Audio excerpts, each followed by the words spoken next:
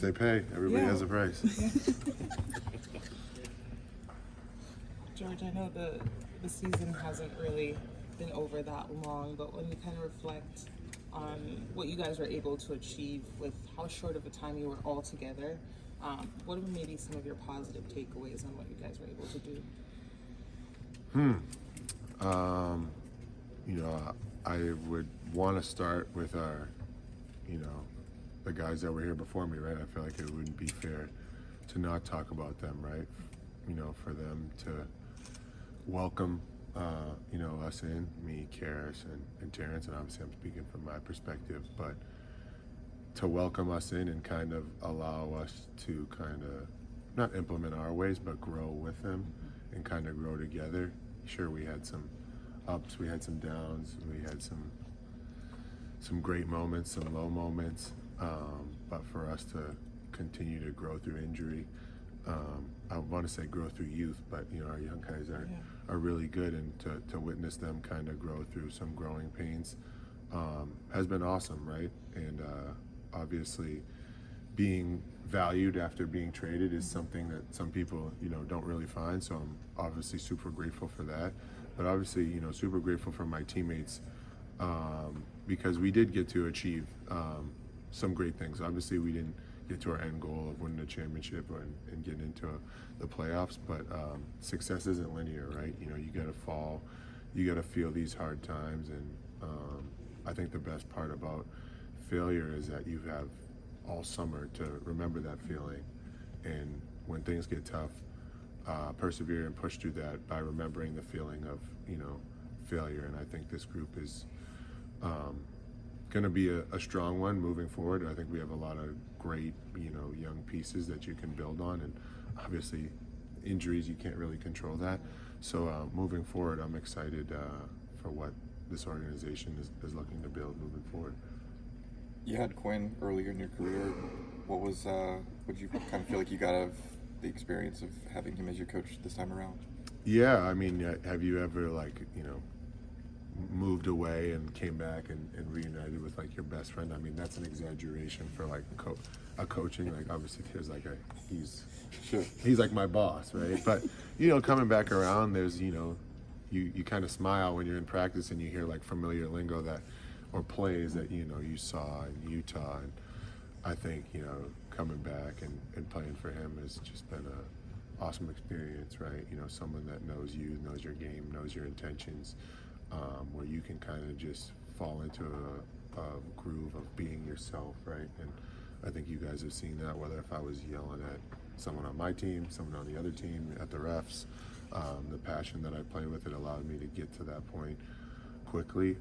But I think this situation is kind of unique, right? When I first got to Utah, we were under 500 and kind of were building to a young team. Gordon Hayward had just left the Jazz, and you know, I kind of look at this as not a similar situation, but you know, you're kind of putting your pillars and your foundation into a place that you can build a culture that has longevity, right? And I think that's always been on the forefront of Quinn's mind, and he's done a tremendous job of starting that here.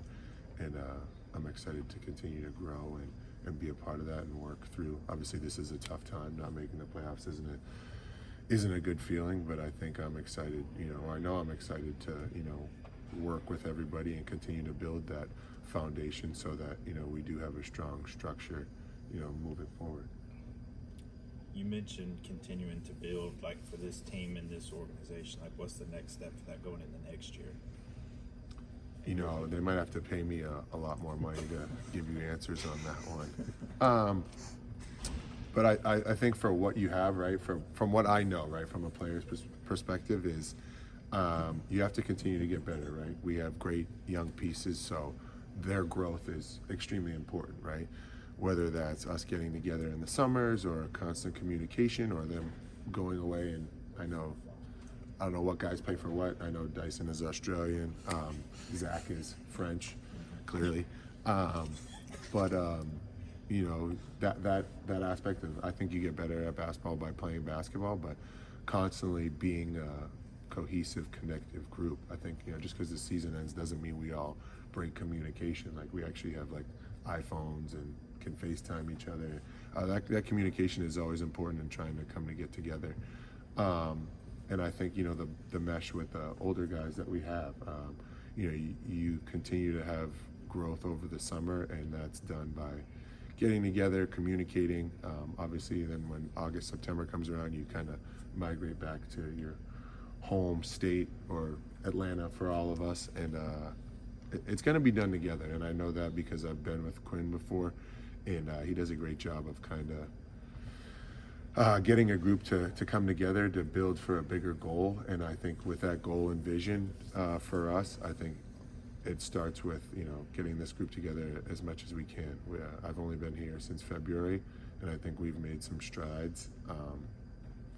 Obviously, this is a business, and you almost wish like I had more time to kind of do that. But I think for us, it's getting a little bit better every single day, and starting with those young guys and having competitive environments, whether that's in the summer, playing against each other, or preseason, or, you know, August and September where you're playing pickup, and you have these competitive environments where I don't want to say it may get nasty, but, you know, this is a game, and we're men, and I think you got to continue to bring those competitive edges out of each other, because that's where growth really comes from.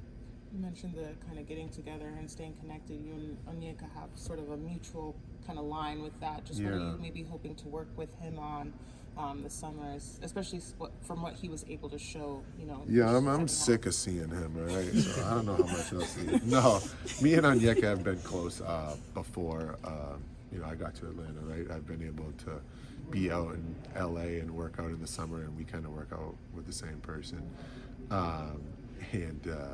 Yeah, so I'm going to see a lot of him, and I do not worry about getting too competitive with him.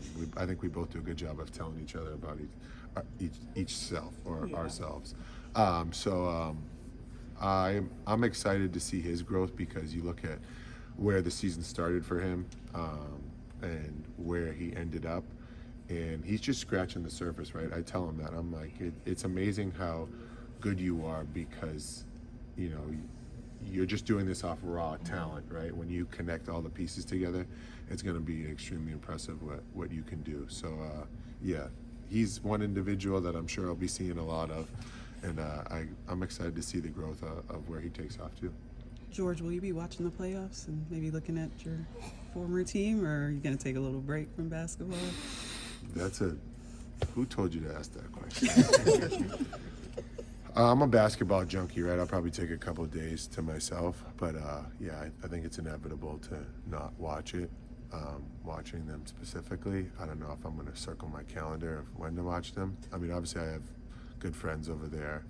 If I can, you know, cropped out the screen of not watching some people and watch, I'll do it. But no, I'm going to watch the playoffs in whole. I mean, I think it's a good way to stay motivated and continue to learn and grow. I think by watching basketball, you can kind of improve and see how teams are doing things, so when we get there, we'll be prepared. George, being here since February, has there anything that was maybe the most surprising to you since being on the team? You know, being in Atlanta in February, where I could walk out on my back porch and it was 75 and sunny, I've never had that before. Right, Steve, where we come from, that's right. Yeah, you got a winter jacket on in February, and you're like saying WTF. So I didn't have to do. Actually, I was saying WTF, but like, wow, it's so warm. This is crazy. But no, to answer your question, I think I was surprised. Well, I shouldn't say surprised, but, you know, really pleasantly surprised that how, you know, talented the raw talent that this group has. And I think if we can continue to grow and work together and have that all, you know, cook up at the right time, I think the sky is the limit for this team.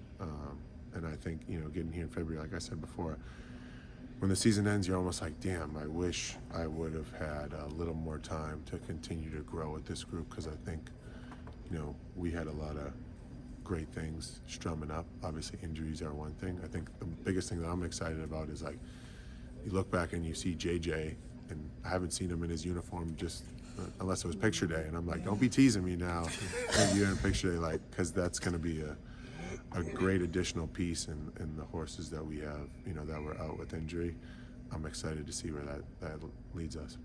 When you look back, Last one. sorry. When you look back at the process of sort of going through a mid-season trade for the first time in your career, if you look back on it 5-10 years, what's going to be sort of the standout memory of that whole process of switching teams? Yeah, don't get traded. No, I think the best part is like you just always have to be yourself, right?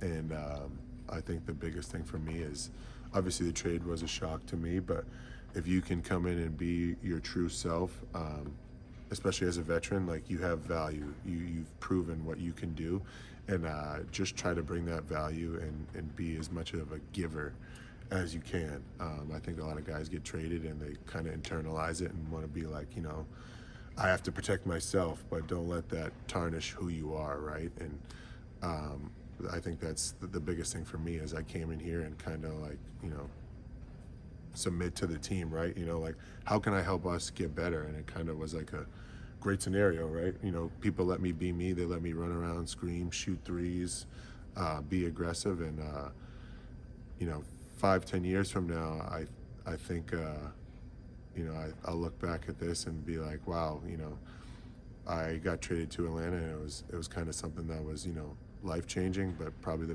one of the better things for my career. Thanks, Yeah, George. absolutely.